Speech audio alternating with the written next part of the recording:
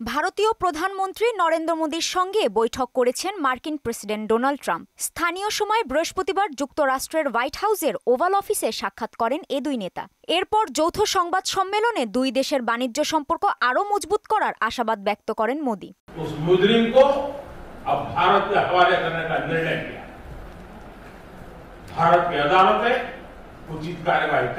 তিনি বলেন, দুই দেশের মধ্যে পারস্পরিক সমঝোতার ভিত্তিতে লাভজনক বাণিজ্য চুক্তি দ্রুতই সম্পন্ন হবে। শুল্কে ছাড়, নতুন ব্যবসায়িক চুক্তি এবং চীনের সঙ্গে সহযোগিতার সম্ভাবনায় বাণিজ্য যুদ্ধ রুখে দেওয়ার প্রত্যাশা ব্যক্ত করেন তিনি।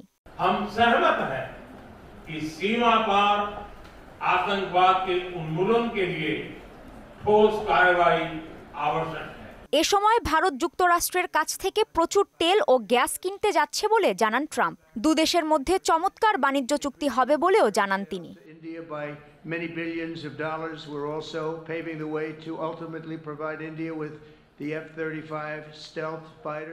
এদিকে বৈঠকের আগে এক সংক্ষিপ্ত ব্রিফিং করেন ট্রাম্প। এতে বাংলাদেশ প্রসঙ্গে বলেন, বাংলাদেশের সরকার পরিবর্তনে যুক্তরাষ্ট্রের কোনো ভূমিকা নেই। বিষয়টি তিনি ভারতীয় প্রধানমন্ত্রীর ওপরেই ছেড়ে দিতে চান বলেও জানান ট্রাম্প।